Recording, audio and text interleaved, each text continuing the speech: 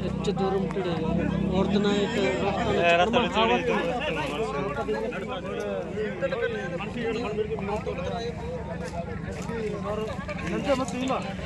full load ಹಾಕೊಡು full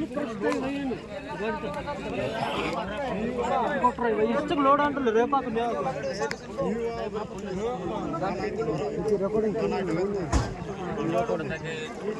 recording की मैंने समझा